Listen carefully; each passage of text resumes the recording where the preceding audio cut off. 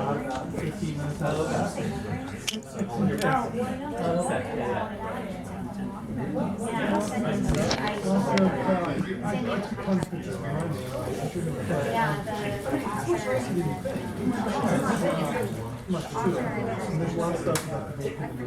All right, well, goodness gracious, we are thrilled and so pleased to see all of you here. We can't thank you enough for all the presenters and attendees for coming to our wonderful conference here on Spider-Man and popular culture. And when we first started organizing this conference, we just knew that we had to bring our next speaker to this event. It just is unbelievable and a special opportunity for us to bring our next speaker here, Bruce Wechtenhiser. A big part of our popular culture. I know a lot of folks, of course, have different interests and fandoms, is collecting. I mean, it's such a huge part of our, and the essence of popular culture and the essence of a lot of our lives. Not only collecting Spider-Man materials, but a little bit of everything for what our interests are. And it really provides us with an opportunity to have a deeper connection with our interests and our passions. And it is my absolute pleasure to introduce our keynote speaker, our first keynote speaker of the day, amazing collector of Spider-Man material, Bruce Wechtenhiser, and his presentation, Spidey and Me, Over 50 Years of Connecting and Collecting. Please, give a warm round of applause for Bruce Wechtenhiser. Thank you so much. Before I start today, if you're wanting to take any photos or video, you're welcome to do that afterwards. I'm not sure how long I'll take. Lunch is right afterwards, so if we don't have time for questions, you're welcome to stay and delay your lunch and check out some of my items and talk to me afterwards.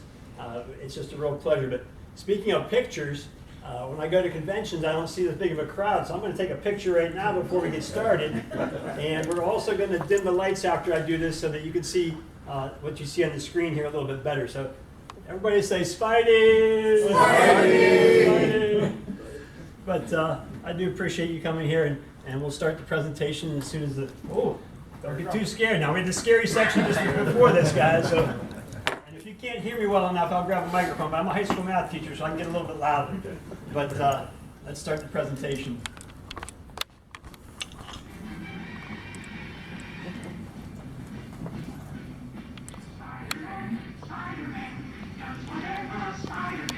Spins a web any size, catches thieves just like flies. Look out! Here comes the Spider-Man. Is he strong? Listen, bud. He's got radioactive blood. Can he swing from a thread? Take a look overhead. Hey there goes the Spider-Man.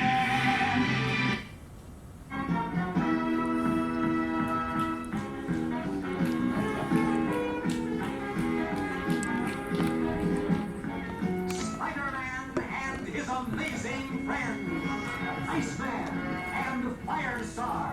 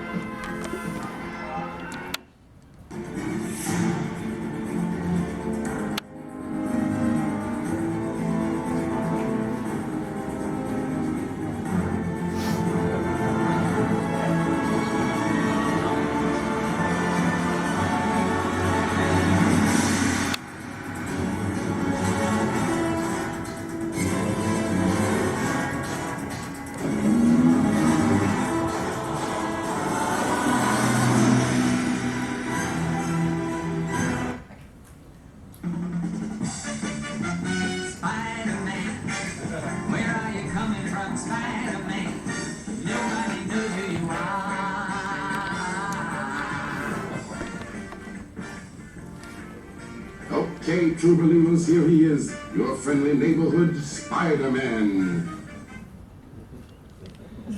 that's the end of the show, guys. I can't do anything. Thanks for coming. I can't do any better than a video. So anything from here on down is probably like downhill from there. But I do want to thank you so much for coming today. And I'm not much of an academic presentation. I'm more of a life presentation and how this character has impacted me and meant so much in my lifetime. And I've collected Spider-Man for 55 years, and I'm connected to the character, which is even more important to me for 55 years. And after about 52 years, I was finally kind of discovered a little bit, let me go back to that slide, by this gentleman, Brad Douglas of the Spider-Man Crawl Space. He has a 25-year website, podcast, YouTube videos, and he interviewed me remotely at my home from miles away, states away. And so I was kind of discovered all of a sudden after 52 years. And since then, the media avalanche has just continued to what I'm doing here today. But to me, it's very, very hard for me to believe that somebody can watch that YouTube over in, we got presenters coming from India, Zimbabwe, anywhere around the world. Now they see me talking about Spider-Man. And that first interview was 2 hours. For 2 hours we talked about Spider-Man and I showed my materials, but it just doesn't really strike me as real. Because to me, I'm still the little kid that wore the t-shirts. I'm still the little kid that started at 4 years old buying the toys, buying the comics, and reading them. So to me, it's just a real joy of my life that I can tell these stories, that I've lived through these things, and it's a joy to see familiar faces out there too, of people I've met over the last year and a half of doing these presentations, and so it makes me feel a little bit more comfortable to come and talk to you today. But all these things that happened to me, if I made a list of them, you probably wouldn't believe they all happened to one person related to Spider-Man, because I don't even believe it, and it all happened to me. So I have to wake up and look at my website or go back on Facebook and say, did I really speak at a Spider-Man conference, a 2-day conference, the Super Bowl of Spider-Man events here in Bowling Green? So it just doesn't make sense to me, and I really get overwhelmed. So a disclaimer, you may see a grown man cry tears of emotions up here today at different points. Some things hit me at different times. Even though I've done this presentation probably close to 30 times, it hits me different ways, different times. So if I cry, please bear with me. But all these things, I want to say first and foremost, I do not have the world's largest Spider-Man memorabilia collection.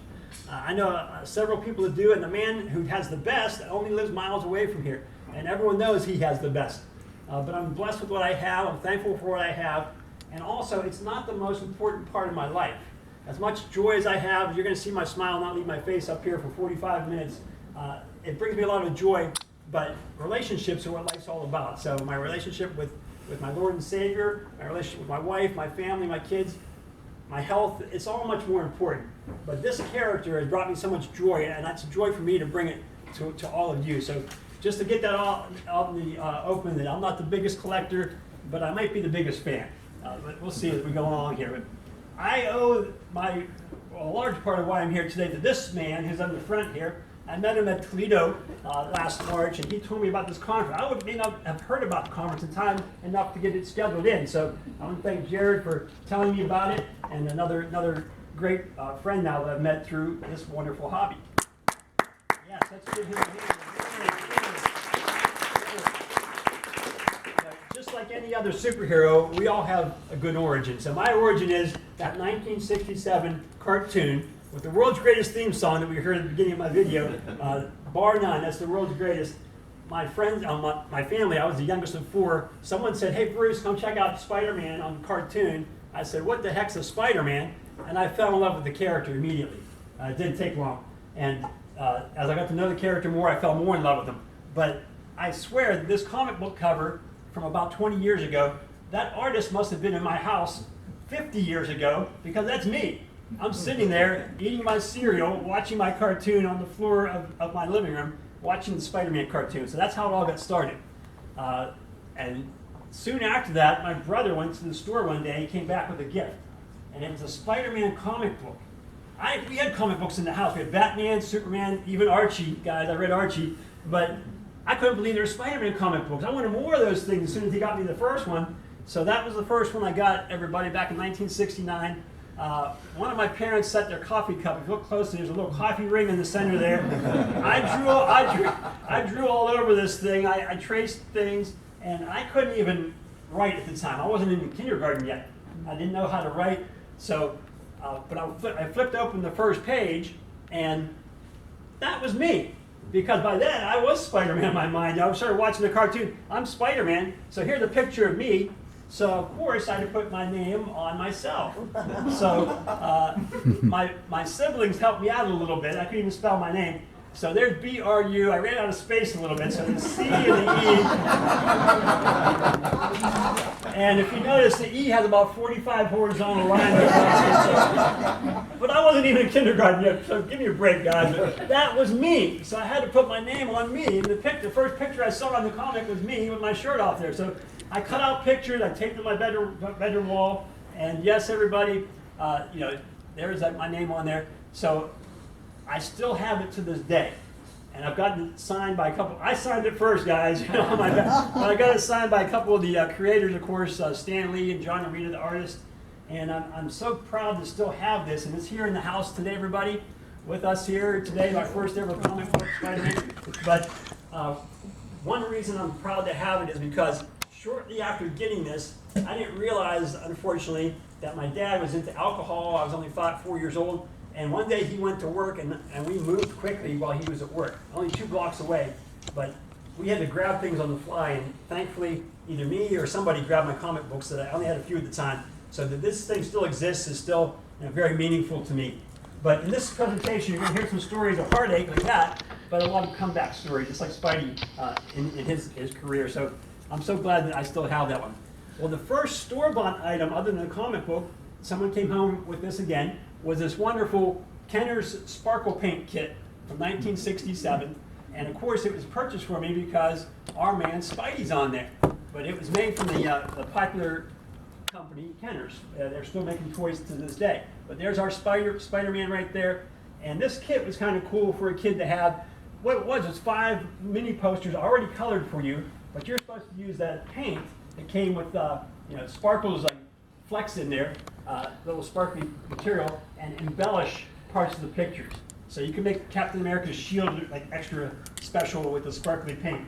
Because inside the kit were these 5 containers of paint and these 3 beautiful, fantastic spreader brushes, everybody. That's what they're called, spreader brushes.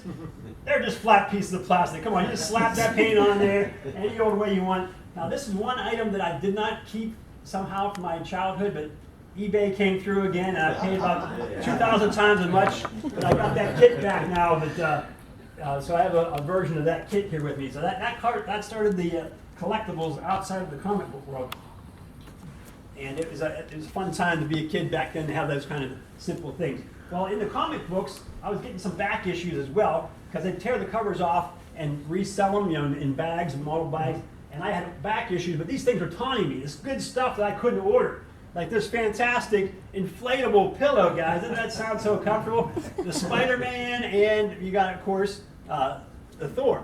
And what's cool about it was just a comic book panel. It wasn't really that exciting. Spidey's hanging upside down. He's watching the guy walking down the alley in a suit.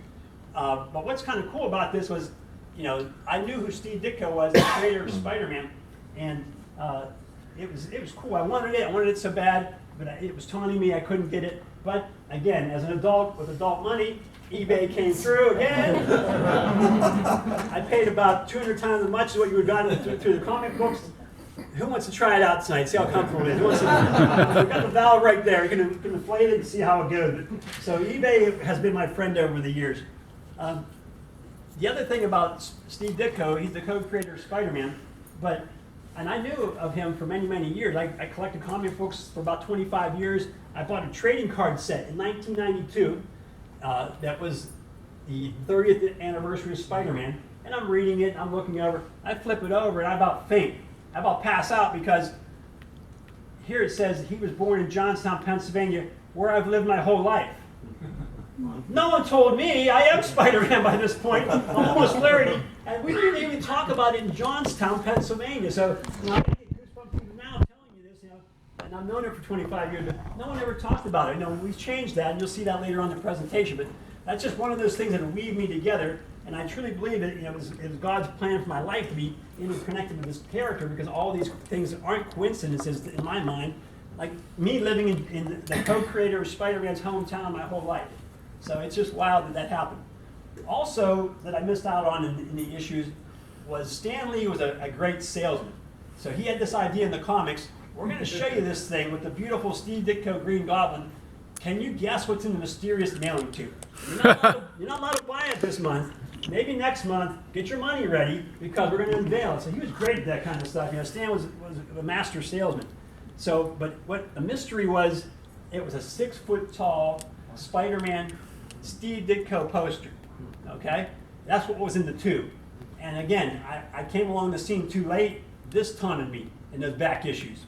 So, especially after I knew that Steve Ditko was from my hometown, I'm like, I got to have that poster. Well, that poster is pretty expensive. If you can find any existing posters, because people tore them down, threw them away. You know, now they're what, 58-year-old posters. Well, you know, 2020 was kind of a bad year for the world.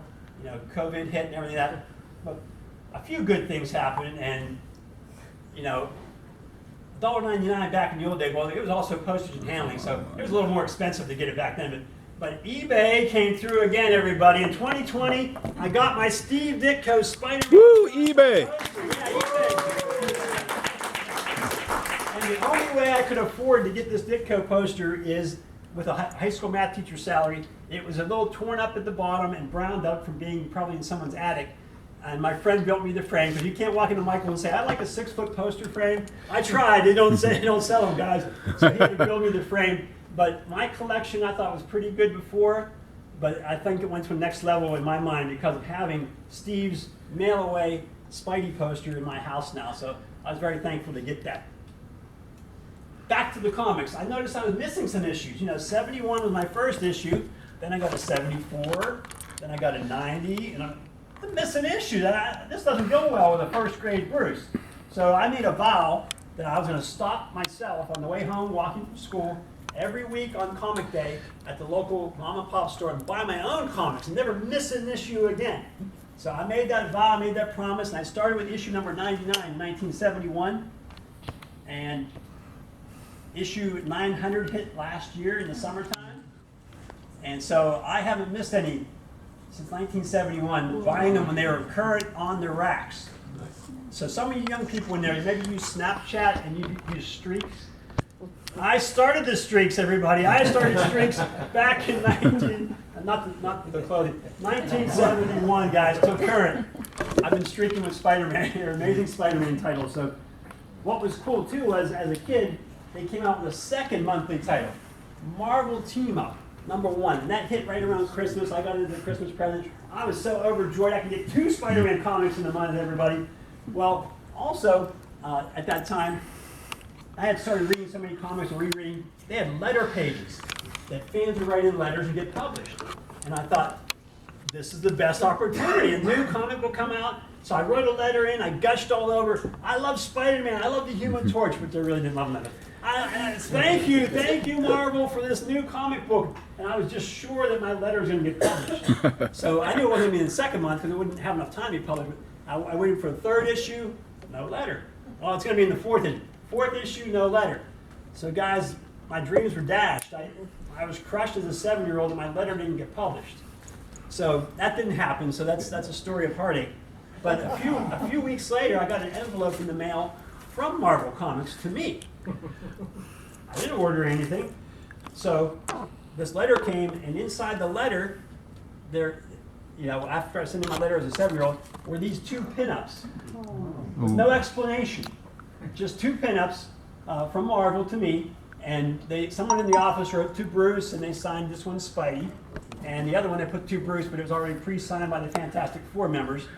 And you could see that this one looks, one of these things is not like the other. This one's a little bit browned up and ripped up and taped, because that immediately went up on the bedroom wall. And the other one, you know, it's in mint condition because it immediately went back in the envelope, folded up. And guys, I'm kind of like a pack rat, so did I mention the envelope also? Yeah, guys, I even kept the envelope that they sent in. And everybody, they're right here with us in the house today. So the pinups that I got, maybe better than having my letter, and there's the envelope, maybe better than having my letter published, I got pinups from Marvel as a kid, as a 7-year-old. So I at least got something out of the deal, even though my hopes were dashed with my published letter.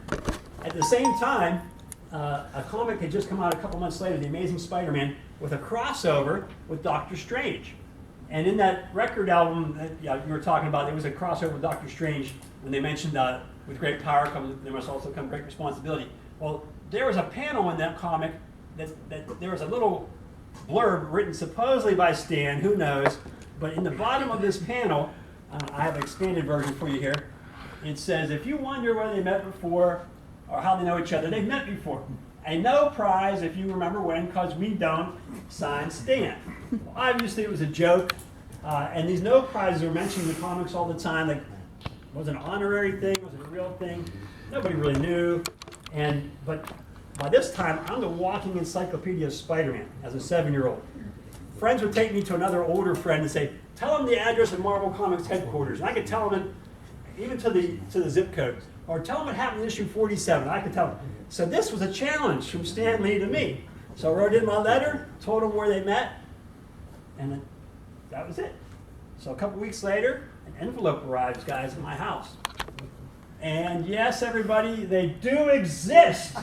And a 7-year-old Bruce earned a Marvel Comics official no prize with the Hulk sitting up there in the return address part. No prize, congratulations. 8 cents for a stamp back then, everybody, 8 cents. So that's an old one. And that was my home address when I was a kid. That's not where my good stuff is anymore. I mean, I don't live in that house anymore, so don't go bothering those people who want to see my stuff. So I was so happy to receive that. I tore it open, reached in for my prize, and then the second joke hit me.